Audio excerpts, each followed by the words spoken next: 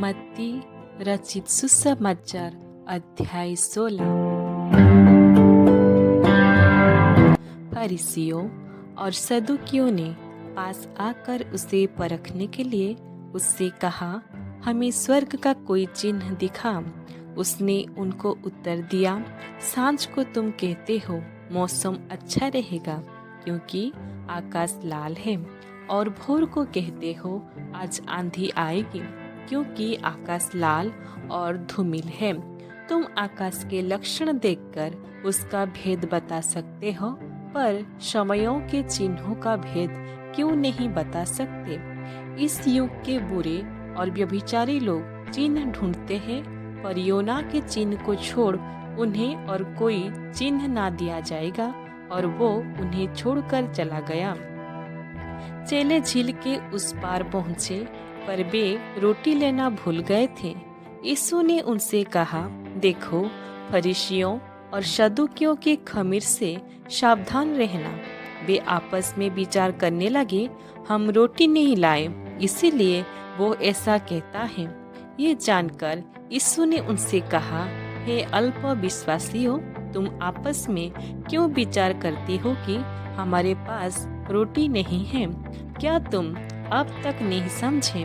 क्या तुम्हें उन 5,000 की 5 रोटियां स्मरण नहीं, और ना ये कि तुमने कितनी टोकरियां उठाई थी, और ना उन 4,000 की 7 रोटियां, और ना ये कि तुमने कितने टोकरे उठाए थे? तुम क्यों नहीं समझते कि मैंने तुमसे रोटियों के विषय में नहीं कहा, परंतु ये कि तुम फरीसियों और सदुकियों के खमीर से सावधान रहना? तब उनकी समझ में आया कि उसने रोटी के खमीर से नहीं, पर फरीसियों और सदुकियों की शिक्षा से सावधान रहने को कहा था। यीशु कैसरिया फिलिप्पी के प्रदेश में आया और अपने चेलों से पूछने लगा, लोग मनुष्य के पुत्र को क्या कहते हैं? उन्होंने कहा, कुछ तो यूहन्ना बपतिस्मा देने वाला कहते हैं, और कुछ एलिया, और कुछ यिर्मयाह और भविष्यद्वक्ताओं में से कोई एक कहते हैं। उसने उनसे कहा, परंतु तुम मुझे क्या कहते हो? समन पतरस ने उत्तर दिया, तू जीवते परमेश्वर का पुत्र मसीह है। यीशु ने उसको उत्तर दिया, हे समन, योना के पुत्र, तू धन्य है, क्योंकि मांस और लहू ने नहीं, परंतु मेरे पिता ने जो स्वर्ग में है ये बात तुझ पर प्रकट की है।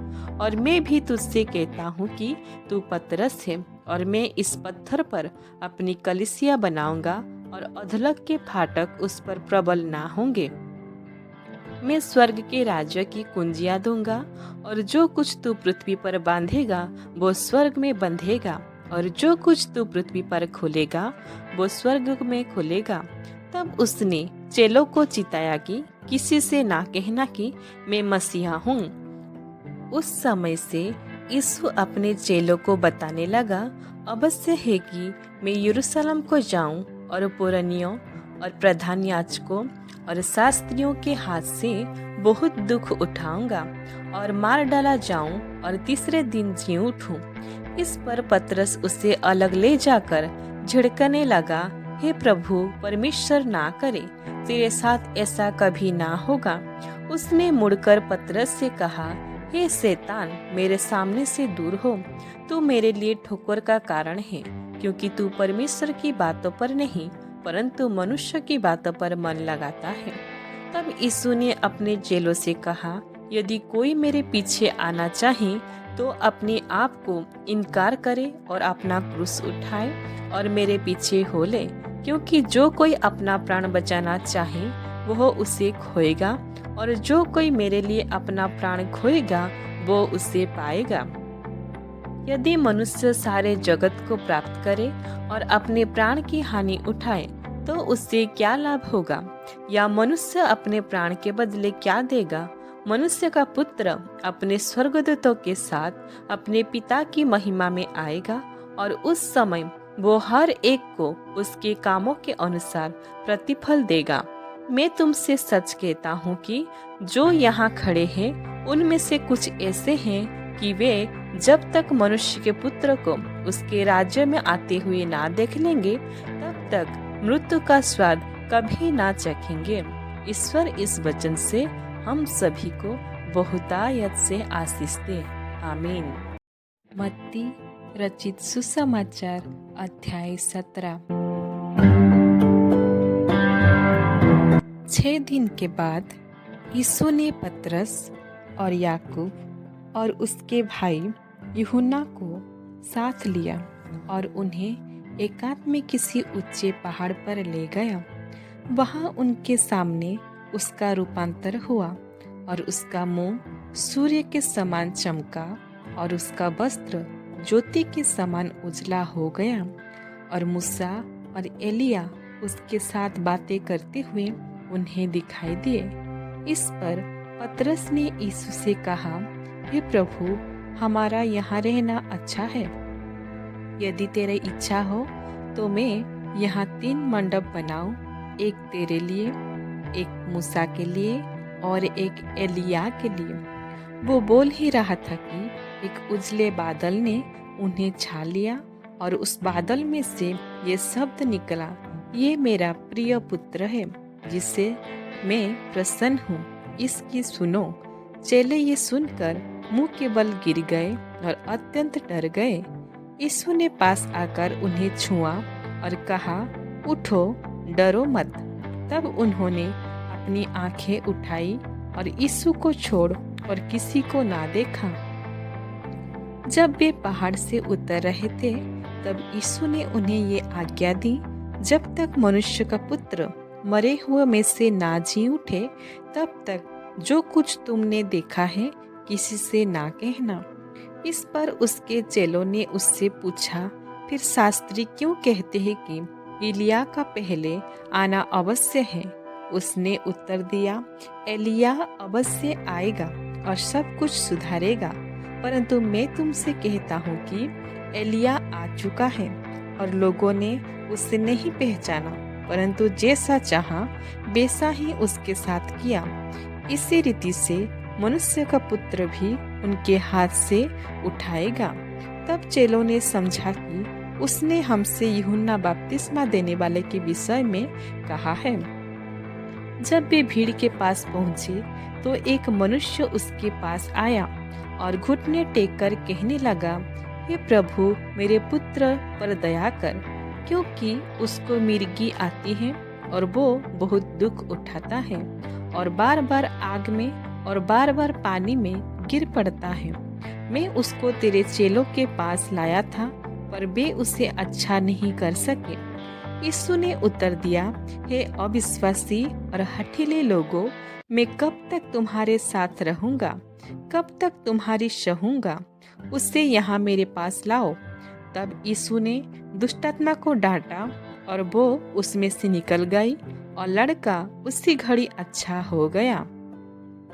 तब चेलों ने एकांत में यीशु के पास आकर कहा, हम उसे क्यों नहीं निकाल सके?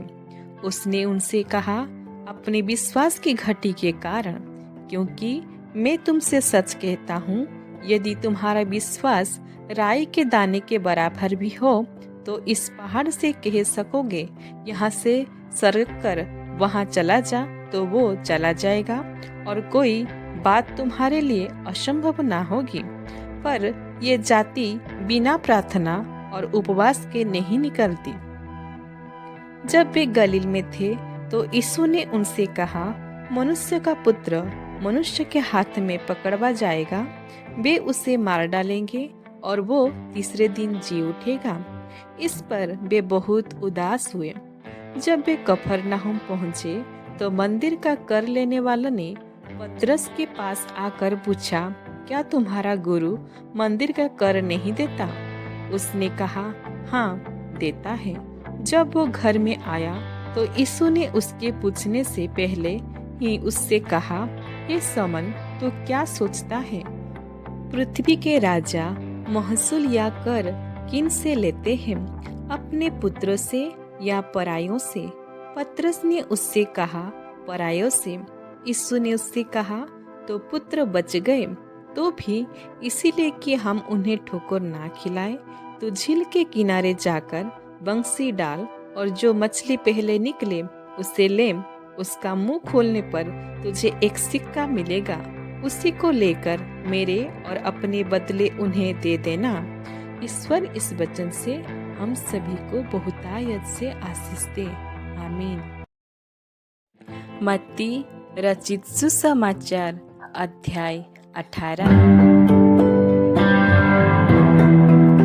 उस घड़ी चेले यीशु के पास आकर पूछने लगे, स्वर्ग के राज्य में बड़ा कौन है?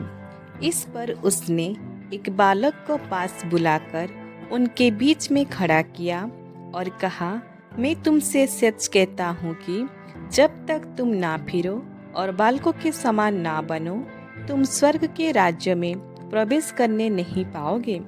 जो कोई अपने आप को इस बालक के समान छोटा करेगा, वो स्वर्ग के राज्य में बड़ा होगा। और जो कोई मेरे नाम से एक ऐसे बालक को ग्रहण करता है, वो मुझे ग्रहण करता है। पर जो कोई इन छोटों में से जो मुझ पर विश्वास करते हैं, एक को ठोकर खिलाए, उसके लिए भला होता कि बड़ी चक्की का पाट उसके गले में लटकाया जाता और वो गहरे समुद्र में डुबाया जाता। ठोकर के कारण संसार पर हाय, ठोकर का लगना अवश्य है, पर हाय उस मनुष्य पर जिसके द्वारा ठोकर लगती है। यदि तेरा हाथ या तेरा पाँव तुझे ठोकर खिलाए, तो उसे काटकर फेंक दे।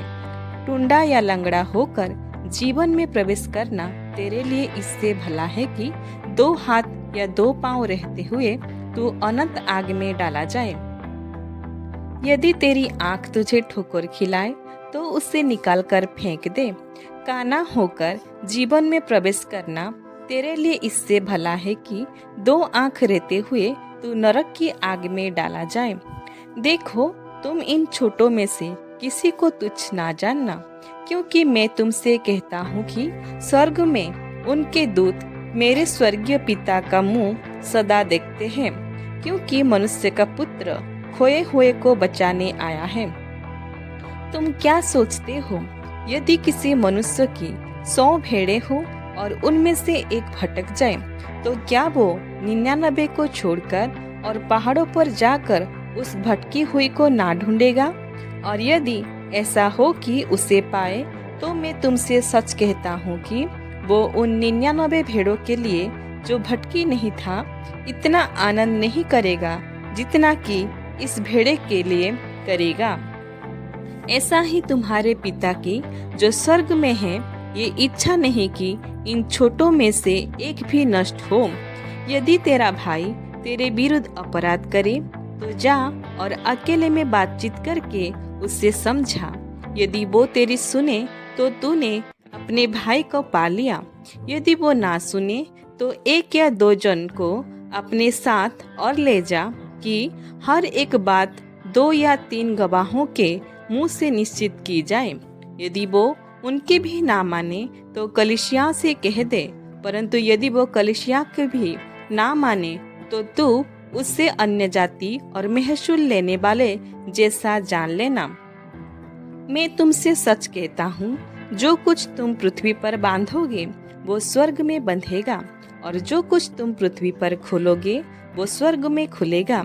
फिर मैं तुमसे कहता हूँ, यदि तुम में से जो जन पृथ्वी पर किसी बात के लिए एक मन होकर उसे मांगो, तो वो मेरे पिता की ओर से जो स्वर्ग में है उनके लिए हो जाएगी। क्योंकि जहाँ 2 या 3 मेरे नाम पर इकट्ठा होते हैं, वहाँ मैं उनके बीच में होता हूँ। तब पतरस ने पास आकर उससे कहा, हे प्रभु, यदि मेरा भाई अपराध करता रहे, तो मैं कितनी बार उसे क्षमा करूं? क्या 7 बार तक? यीशु ने उससे कहा, मैं तुझसे यह नहीं कहता कि 7 बार तक, वरन 7 बार के 70 गुने तक। इसीलिए स्वर्ग का राज्य उस राजा के समान है जिसने अपने दासों से लेखा लेना चाहा। जब वो लेखा लेने लगा, तो एक जन उसके सामने लाया गया जो 10,000 तोड़े का कर्जदार था, जबकि चुकाने को उसके पास कुछ न था। तो उसके स्वामी ने कहा, यह और उसकी पत्नी और बाल बच्चे और जो कुछ इसका है सब बेचा जाए और कर्ज चुका दिया जाए। इस पर उस दास ने गिरकर उसे प्रणाम किया और कहा, हे स्वामी, धीरज धर, मैं सब कुछ भर दूंगा। तब उस दास के स्वामी ने तरस खाकर उसे छोड़ दिया और उसका कर्ज भी क्षमा कर दिया। परंतु जब वो दास बाहर निकला तो उसके संगी दासों में से एक उसको मिला जो उसके 100 दिनार का कर्जदार था। उसने उसे पकड़कर उसका गोला घोंटा और कहा, जो कुछ तुझ पर कर्ज है भर दे। इस पर उसका संगी दास गिरकर उससे विनती करने लगा, धीरज धर, मैं सब भर दूंगा। उसने ना माना, परंतु जाकर उसे बंद गृह में डाल दिया कि जब तक कर्ज भर ना दे तब तक वहीं रहे। उसके संगी दास ये जो कुछ हुआ था देखकर उससे बहुत उदास हुए और जाकर अपने स्वामी को पूरा हाल बता दिया। तब उसके स्वामी ने उसको बुलाकर उससे कहा, हे दुष्ट दास, तूने जो मुझसे विनती की तो मैंने तेरा वो पूरा कर्ज क्षमा कर दिया। इसीलिए जैसे मैंने तुझ पर दया की वैसे ही क्या तुझे भी अपने संगी दास पर दया करना नहीं चाहिए था। और उसके स्वामी ने क्रोध में आकर उसे दंड देने वालों के हाथ में सौंप दिया कि जब तक वो सब कर्ज भर न दे तब तक उनके हाथ में रहे। इसी प्रकार यदि तुम में से हर एक अपने भाई को मन से क्षमा ना करोगे तो मेरा पिता जो स्वर्ग में है तुमसे भी वैसा ही करेगा। ईश्वर इस वचन से हम सभी को बहुतायत से आशीष दे। आमीन।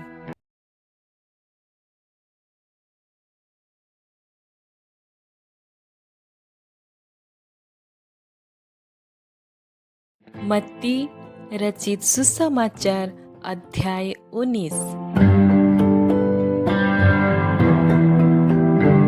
जब यीशु ये बातें कह चुका तो गलील से चला गया और यरदन के पार यहूदियों के प्रदेश में आया। तब बड़ी भीड़ उसके पीछे हो ली और उसने वहां उन्हें चंगा किया। तब फरीसी उसकी परीक्षा करने के लिए पास आकर कहने लगे, क्या हर एक कारण से अपनी पत्नी को त्यागना उचित है? उसने उत्तर दिया, क्या तुमने नहीं पढ़ा कि जिसने उन्हें बनाया उसने आरंभ से नर और नारी बनाकर कहा, इस कारण मनुष्य अपने माता पिता से अलग होकर अपनी पत्नी के साथ रहेगा और वे दोनों एक तन होंगे। अतः वे अब दो नहीं परंतु एक तन है।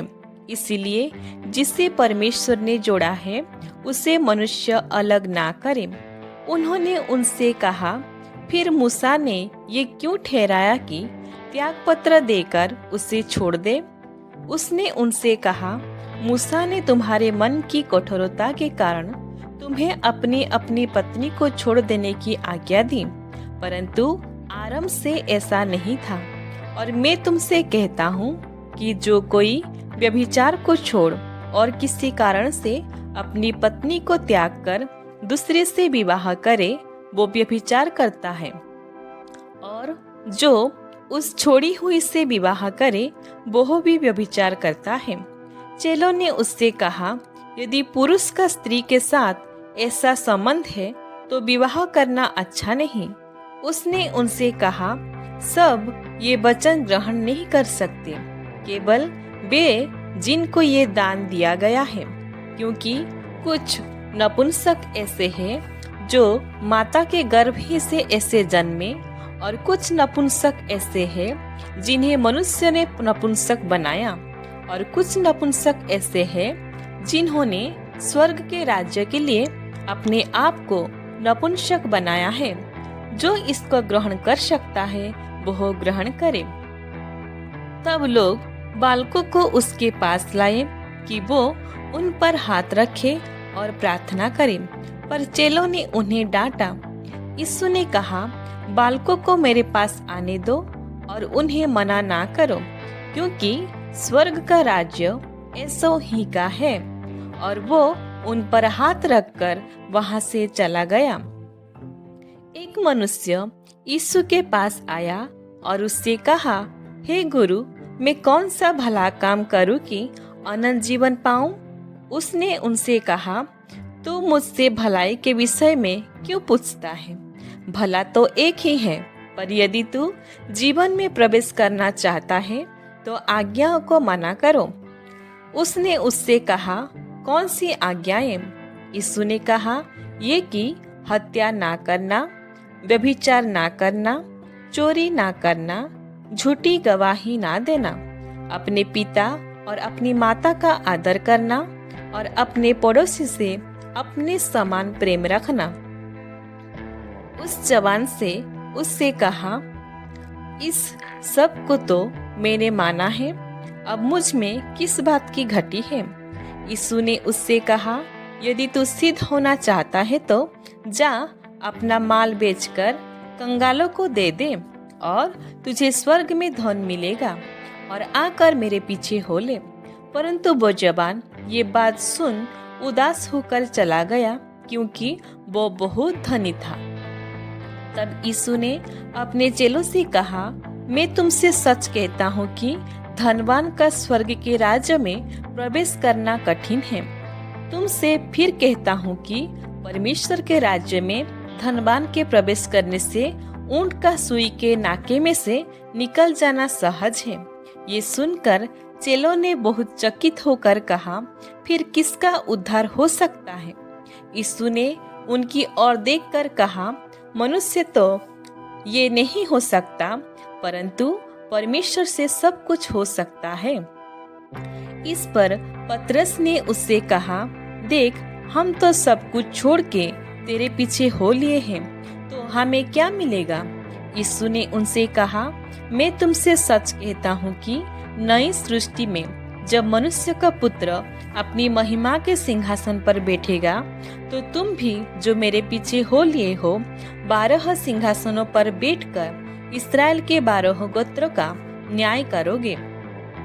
और जिस किसी ने घरों या भाइयों या बहनों या पिता या माता या बाल बच्चे या खेतों को मेरे नाम के लिए छोड़ दिया है, उसको 100 गुना मिलेगा और वो अनंत जीवन का अधिकारी होगा। परंतु बहुत से जो पहले हैं पिछले होंगे, और जो पिछले हैं वो पहले होंगे। ईश्वर इस वचन से हम सभी को बहुतायत से आशीष दे। आमीन। मत्ती रचित सुसमाचार अध्याय 20। स्वर्ग का राज्य किसी गृहस्वामी के समान है, जो सवेरे निकला कि अपनी दाख की बारी में मजदूरों को लगाए। उसने मजदूरों से 1 दिनार रोज पर ठहराया और उन्हें अपनी दाख की बारी में भेजा। फिर एक पहर दिन चढ़े उसने निकलकर अन्य लोगों को बाजार में बेकार खड़े देखा और उनसे कहा, तुम भी दाख की बारी में जाओ और जो कुछ ठीक है तुम्हें दूंगा। अतः वे भी गए। फिर उसने दूसरे और तीसरे पहर के निकट निकलकर वैसा ही किया। 1 घंटा दिन रहे उसने फिर निकलकर दूसरों को खड़े पाया और उनसे कहा, तुम क्यों यहाँ दिन भर बेकार खड़े रहे? उन्होंने उससे कहा, इसलिए कि किसी ने हमें मजदूरी पर नहीं लगाया। उसने उनसे कहा, तुम भी दाख की बारी में जाओ। सांझ को दाख की बारी के स्वामी ने अपने भंडारी से कहा, मजदूरों को बुलाकर पिछलों से लेकर पहलों तक उन्हें मजदूरी दे दे। जब वे आए जो घंटा भर दिन रहे लगाए गए थे, तो उन्हें 1-1 दिनार मिला। जो पहले आए उन्होंने ये समझा कि हमें अधिक मिलेगा, परंतु उन्हें भी 1-1 दिनार ही मिला। जब मिला तो वे गृहस्वामी पर कुड़कुड़ा के कहने लगे, इन पिछलों ने 1 ही घंटा काम किया और तो उन्हें हमारे बराबर कर दिया, जिन्होंने दिन भर का भार उठाया और धूप सही। उसने उनसे कहा, एक को उत्तर दिया, हे मित्र, मैं तुझसे कुछ अन्याय नहीं करता। क्या तूने ही मुझसे 1 दिनार ना ठहराया था? जो तेरा है उठा ले और चला जा। मेरी इच्छा ये है कि जितना तुझे दूं उतना ही इस पिछले को भी दूं।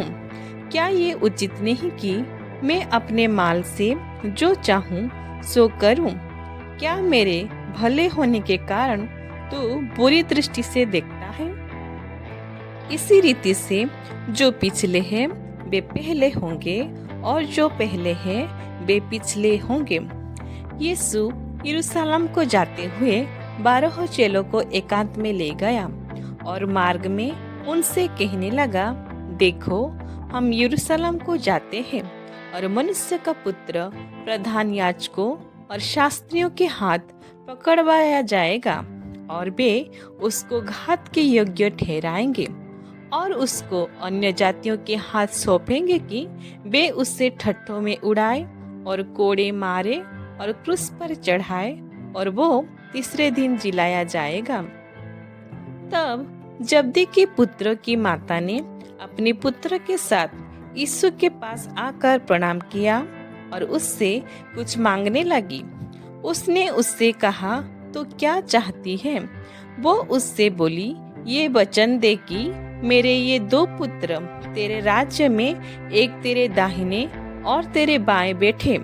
यीशु ने उत्तर दिया, तुम नहीं जानते कि क्या मांगते हो। जो कटोरा में पीने पर हूँ क्या तुम पी सकते हो? उन्होंने उससे कहा, पी सकते हैं। उसने उनसे कहा, तुम मेरा कटोरा तो पियोगे, पर अपने दाहिने और बाएं किसी को बैठाना मेरा काम नहीं, पर जिनके लिए मेरे पिता की ओर से तैयार किया गया है उन्हीं के लिए है। ये सुनकर 10 चेले उन दोनों भाइयों पर क्रुद्ध हुए। यीशु ने उन्हें पास बुलाकर कहा, तुम जानते हो कि अन्य जातियों के हाकिमों उन पर प्रभुता करते हैं और जो बड़े हैं वे उन पर अधिकार जताते हैं, परंतु तुम में ऐसा नहीं होगा। परंतु जो कोई तुम में बड़ा होना चाहे वो तुम्हारा सेवक बने, और जो तुम में प्रधान होना चाहे वो तुम्हारा दास बने। जैसे कि मनुष्य का पुत्र वो इसलिए नहीं आया कि उसकी सेवा टहल की जाए, परंतु इसीलिए आया कि आप सेवा टहल करें और बहुतों की छुड़ौती के लिए अपना प्राण दें। जब वे यरीहो से निकल रहे थे तो एक बड़ी भीड़ उसके पीछे हो ली, और 2 अंधे जो सड़क के किनारे बैठे थे ये सुनकर कि यीशु जा रहा है पुकार कर कहने लगे, हे प्रभु, दाऊद की संतान, हम पर दया कर। लोगों ने उन्हें डांटा कि चुप रहे, पर वे और भी चिल्लाकर बोले, हे प्रभु, दाऊद की संतान, हम पर दया कर। तब यीशु ने खड़े होकर उन्हें बुलाया और कहा, तुम क्या चाहते हो कि मैं तुम्हारे लिए करूं? उन्होंने उससे कहा, हे प्रभु, ये कि हमारी आंखें खुल जाए। यीशु ने तरस खाकर उनकी आंखें छुई और वे तुरंत देखने लगे और उसके पीछे हो लिए। ईश्वर इस वचन से हम सभी को बहुतायत से आशीष दे। आमीन।